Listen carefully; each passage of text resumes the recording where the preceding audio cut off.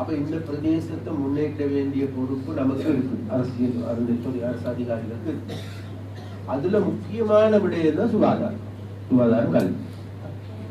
அப்ப அந்த சுகாதார தொடர்பிலான இன்னமும் எங்களுக்கு மாவட்டத்துக்கான ஒரு வேலை திட்டம், ஒரு திட்டங்கள் இல்லைன்னு சொன்னா, ஒரு மாஸ்டர் பிளான் ஒன்று இல்லைன்னு சொன்னா இப்ப நான் எங்க போய் சொல்றது? அதனால பிளீஸ் நான் கேட்டுக்கொள்றேன், இனி வருகின்ற காலங்கள்ல நாங்க திட்டங்களை நடைமுறைப்படுத்துறோமா, காசு கிடைக்குதா இல்லையாங்கிறது அல்ல பிரச்சனை. இருந்த போது எங்கள்கிட்ட கேட்கிறாங்க, ஒரு சில ஆக்கள் கேட்கிறாங்க, வெளிநாடுகள் டயஸ்போராக்கள் கேட்கிறாங்க, உங்களுக்கு சுகாதாரத்துக்கு வந்து ஏதாவது ரெடிமேட் ப்ரொபோசல் தாங்கன்னு கேட்கிறாங்க.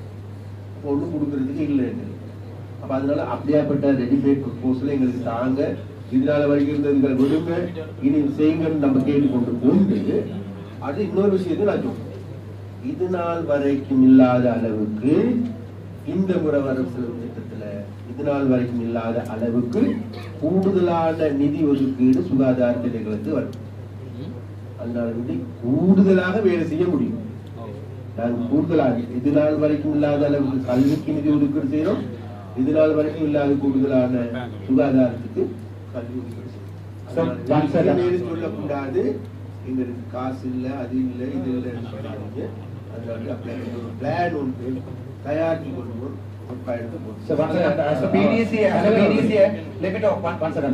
என்னென்றால் வடக்கு மாநிலத்தில் இருக்கிற மாநசபைக்கு உட்பட்ட ஆர்டிஜிஎஸ் ஹாஸ்பிட்டல் எல்லாத்தையும் திருப்பி ரீஅனலைஸ் பண்ணணும். திருப்பி ரீஅனலைஸ் பண்ணி அங்க இருக்கிற ரிசோர்ஸ் என்ற பிரச்சனை, ஹியூமன் ரிசோர்ஸ் என்ற பிரச்சனை, அவரை எல்லாமே திருப்பி ஸ்டடி பண்ணணும். ஸ்டடி பண்ணி ஒரு மாஸ்டர் பிளானோட கிரியேட் பண்ணணும். I would like to convey this message to the PDHS, Dr. Saman Patrana. We have to create a master plan for the northern province at least for 5 or 10 years. Then from there, open day you can break small pieces and get the funds from each and every funding agency. Say for example ADB or any other funding agency, we can get it. If we don't have a master plan, when they come with the money, we are giving proposal immediately made within 1 week or 2 weeks. That's a thing.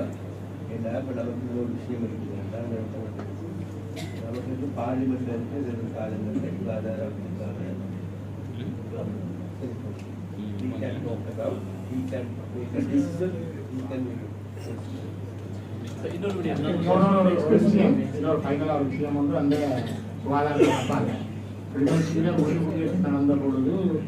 மக்களுக்கு அந்த போர் பாதிக்கப்பட்டவங்க நிதி உதவி வழங்கப்பட்டது. அதுல 35,000 குடும்பத்துக்கு மேல முன்குடியோடு இருந்தாலும் வழங்கப்பட்டது இதுவரையும் 17,000 குடும்பங்கள். இது ஏற்கனவே அப்ளிகேஷன் கொடுத்தது பாதி, கொடுக்காத பாதி. சில பேருக்கு அதுக்கு விளக்கங்கள் அரசு உத்தியோகக்கூடியது சொல்லப்பட்டதால சில பேர் அதை செய்யாமலும் இருக்கிறாங்க. இன்னைக்கு இந்த விஷயத்துல மனித உரிமை ஆணைக்குழுவும் அந்த இடர்காலத்தை வழங்க வேண்டும் தீர்மானம் நிறைவேற்றப்பட்டது இருக்குது. தயவு செய்து இந்த கவர்மெண்ட்லயாவது நீங்கள் அந்த பாதிக்கப்பட்ட மக்களுக்கு அந்த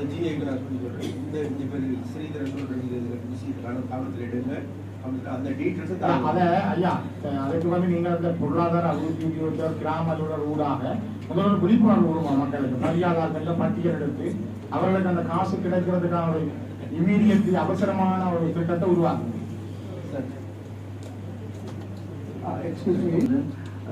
Raising the importance of master plan. Actually, you know, I have achieved duty about 8 months back.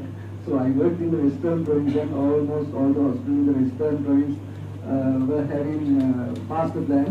So we take your guidance, and definitely we will prepare master plans for most of the hospitals in the Northern Province, and we can work together.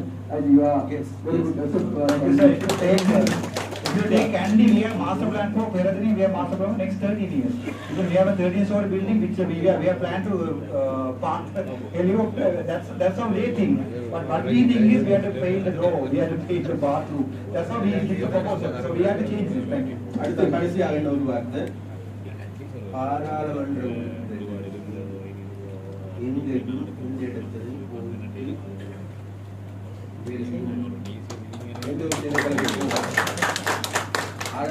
பாராளுமன்ற உறுப்பினர் நான் கேட்டுக்கொள்கிறேன், போங்க வேலையை செய்யுங்க, ஆனால் வீண் பம்புகளுக்கு போவாங்க.